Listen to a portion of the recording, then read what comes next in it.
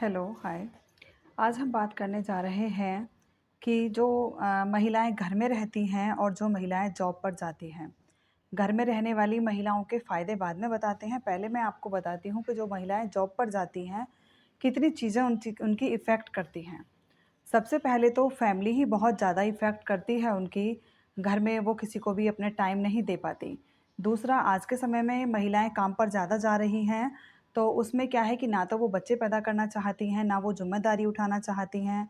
अगर बच्चे पैदा ही नहीं होंगे, ज़िम्मेदारी ही नहीं उठाएँगे, तो आगे की लाइफ़ कैसे बढ़ेगी, दुनिया आगे कैसे चलेगी?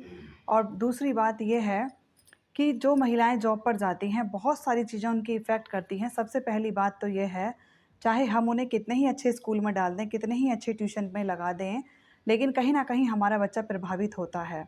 क और आज के समय में क्या है, पैसा कमाने की इतनी भागदौड़ लगी हुई है कि बच्चों को हम पालना ही नहीं चाहते, किसी भी आया के पास छोड़ देते हैं।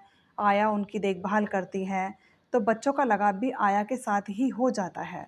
और वो जो घर में काम वाली आया होती है, उसके साथ में बहुत ज़्यादा प्यार करने लगते हैं बच्चे और माँ-बाप के साथ उनका अटैचमेंट इतना नहीं रहता। रहता है तो सिर्फ़ पैसे का रह जाता है कि माता-पिता आएँ और उनकी ज़रूरतों को पूरा करें, बाकी और कुछ नहीं उन्हें माता-पिता से मतलब होता। और आगे जाकर फिर हम ये सोचते हैं कि बच्चा हमारे साथ हमारे काम में हाथ बटाए या हमारी हेल्प करे, हमें रिस्पेक्ट दे, हमें प्यार दे, तो वो कभी नहीं मिल पाता।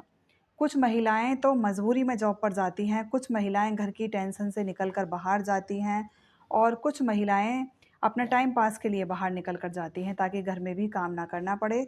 लेकिन देखिए, बाहर निकल कर जाना मजबूरी में अगर किसी की है तो जॉब पर जाइए, अदरवाइज़ मैं तो यही सलाह दूँगी, जब तक आपके बच्चे बड़े ना हो जाएँ, समझने ना लगें, स्कूल खुद तैयार होकर ना जाने लगें, तब तक आप बिल्कुल भी जॉब पर ना जाएँ।